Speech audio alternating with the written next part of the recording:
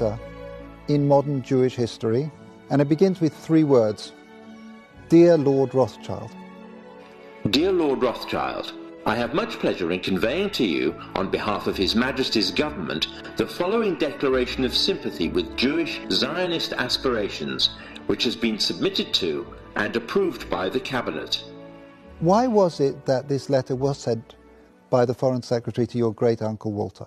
It's an interesting question because it was primarily a movement from Eastern Europe, but they didn't clarify who was in charge of that movement. And in addition, it was, after all, in Great Britain. So they felt that the Rothschild family should be the one to whom it was addressed. And Walter was Lord Rothschild, and he was a Zionist. And those really are the background reasons. So Walter received the Balfour Declaration, and I have a copy here. And I wonder if I could possibly ask you to read it for us. Yes, indeed. Yeah.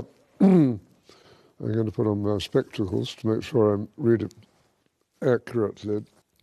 His Majesty's government view with favour the establishment of Palestine as a national home for the Jewish people, and will use their best endeavours to facilitate the achievement of this object, it being clearly understood that nothing shall be done which may prejudice the civil and religious rights of existing non-Jewish communities in Palestine, or the rights and political status enjoyed by Jews in any other country. I should be grateful if you would bring this declaration to the knowledge of the Zionist Federation. Yours, Arthur Balfour. And here it is, the Balfour Declaration. What do you feel when you see it here? I genuinely feel it's one of the most extraordinary moments in the history of the Jewish people. If you think it took 3,000 years to get to this, and then you say, how did this miracle happen? It's the most incredible piece of opportunism. I mean, if you think you had an impoverished would-be scientist, Chaim Weizmann, who somehow gets to England, meets a few people, including members of my family, seduces them. He has such great charm and conviction.